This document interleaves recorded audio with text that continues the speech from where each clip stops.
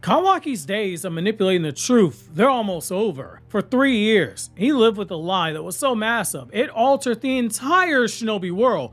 He told them that the hero of the 4th Great Ninja War, the vanquisher of Momoshiki, the vanquisher of Kaguya, the defeater of the eternal black chair in the hotel room sitting Toneri, the defeater of Ishiki, Naruto Uzumaki, he told them that he was dead. He told them that Boruto killed him.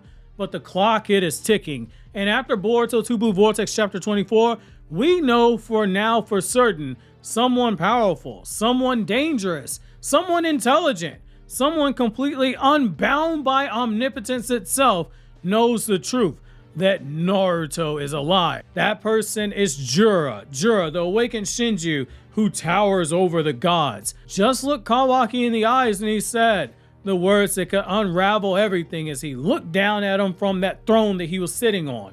The literal throne. Still can't get over that. He told him, I know that Naruto is alive. This isn't just a threat to Kawaki's authority. It could be the beginning of the end. Kawaki, I want you to picture this. Kawaki is the frog that's in that pot of boiling water. He doesn't even realize that it's about to boil over. Join me in today's newest Naruto Explained video where your OBC, your original Boruto chief, breaks down for you why Kawaki, that boy's in trouble right now. And obviously, if you've not seen the chapter review, I'll leave it linked in the description box and the end credits for your convenience. Also, if you're into Don, My Dress Up Darling, Rent a Girlfriend, Kaiju No Maiden, etc., over on my Anime Explained channel, there are Don videos up now, and the editor on that channel is working on the aforementioned other series as well. So do check that out, especially if you like Kaiju No 8, Kafka's new division that you should meet in season 2 of the anime. The whole video breaking down all those members is on that channel. So let's rewind. Let's look at the lie that changed the world. After the events of the original Boruto Naruto Next Generation's manga, where Kawaki used Ada's reality warping omnipotence to switch places with Boruto and alter the memories of everyone, where their memories of Boruto became Kawaki and vice versa, to the entire world, Boruto became the traitor. He became the boy who was known as Naruto's killer. Kawaki, on the other hand, he became the beloved son of Naruto. He became the boy that so many people viewed as being the second coming of Minato. He became a victim of Kawaki's so-called betrayal. He became a victim of Boruto's so-called betrayal. But this wasn't a shift in perspective. This was a carefully calculated move. Kawaki, after realizing what happened, he knew that he needed to take advantage of it. He saw the opportunity. He told the world that Naruto, that Naruto, the only Naruto who ever matters, that he was dead. Only there was one problem. That was not part of omnipotence. That was just a lie that he told once he realized omnipotence was used.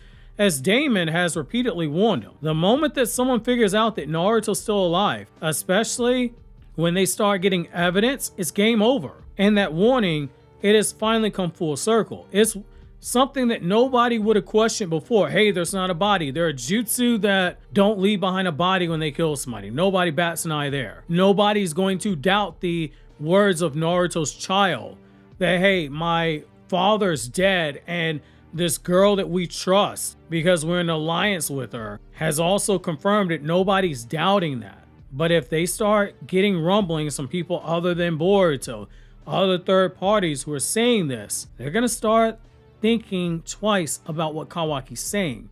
That's what Damon was warning. Boruto and Sasuke, their credibility was shot because they are criminals. Jura is a third party completely detached. And now we see that there are other people.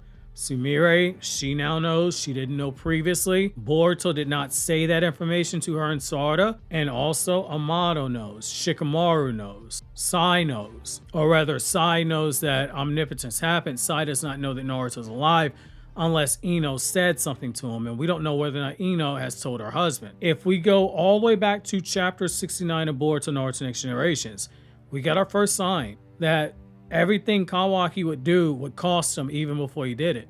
Sasuke told Boruto that had Kawaki actually killed him and Boruto stayed dead, the village would have turned on Kawaki. It would have hated him.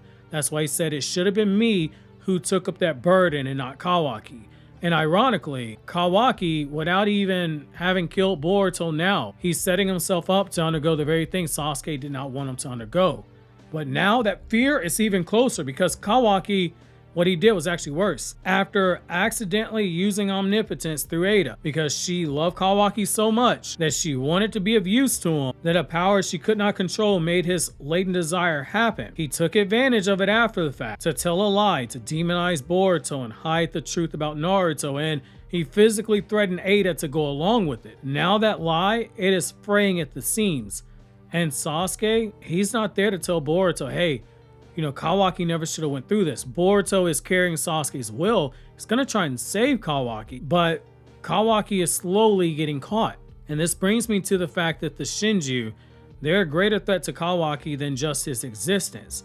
The Shinju, these living weapons, these Ten Tails mutations, some of them made from other shinobi, Jura being the one made directly from the Ten Tails, they're always the wild card. Damon, despite his arrogance, and Damon is an arrogant little shit, don't get me wrong, he warned Kawaki that they would be the ones who come into the village and start raising questions that Kawaki won't have answers to.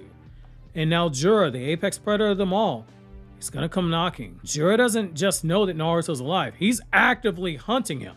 That makes him the single biggest threat, not just to Naruto's safety, but to Kawaki's entire false reality. Jura's gonna say something to someone. Even if he doesn't, the mere threat that he could is going to put Kawaki in a more paranoid state. He could lose everything, his trust, his power, the legitimacy that he has inside the village, things that he desired to have and never could have. Jura towering over him like a dark god, watching from the shadows.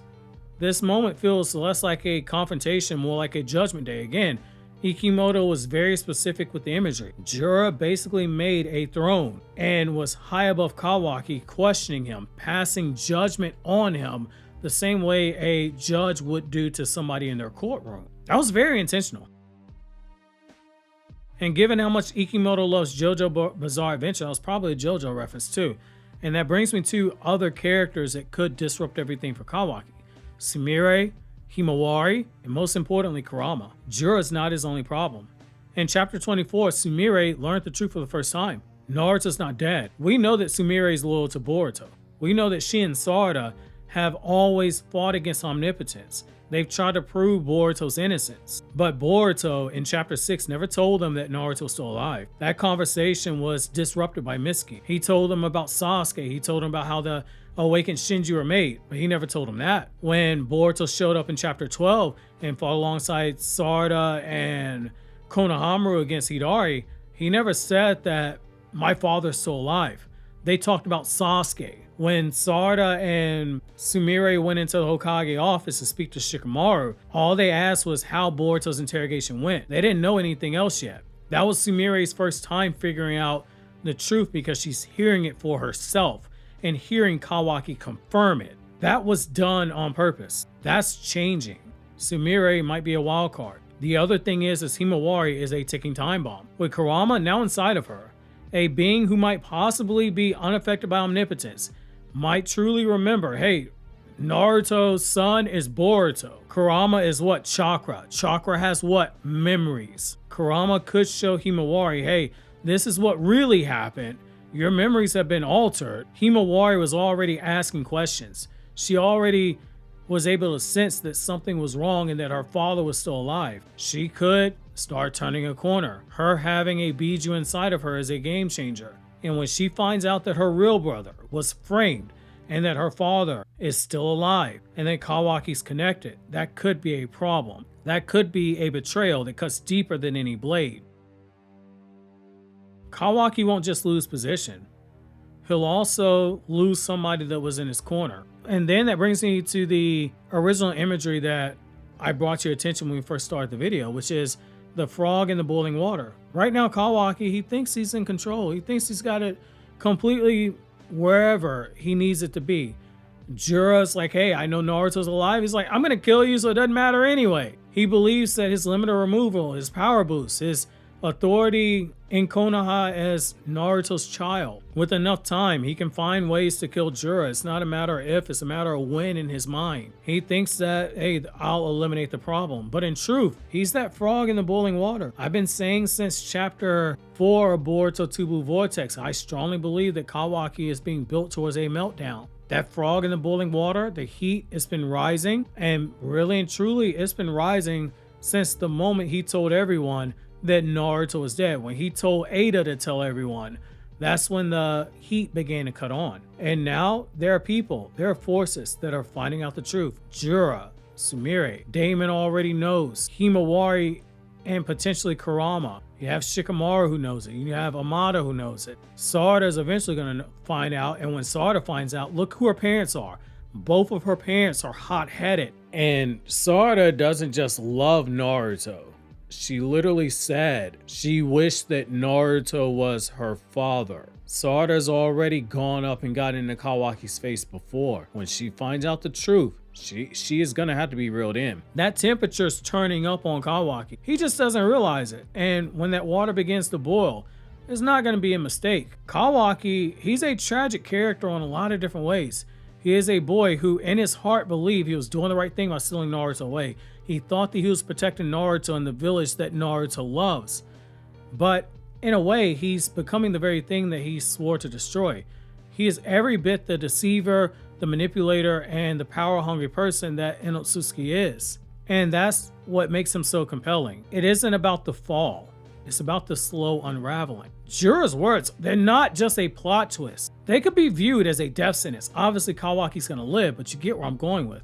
The dominoes are falling. And it's not a question of if Kawaki is allowed to be exposed. It's a question of how, and by whom, and by when. Will it be Jura? Will it be Sarada? Will it be Sumire? Will it be Amado? Will it be Shikamaru? Will it be Ino? Will it be Sai? Will it be Boruto himself? Probably not. But think about that. I just listed 8 names. 9 when you count Kurama. That number is going to continue going up. There's only so long you can continue to tell a lie. Obviously, if you enjoyed this video, consider subscribing, clicking on the left to check out the chapter review, or clicking on the right to check out the other videos from my other 2 anime channels where I talk about non-Naruto content.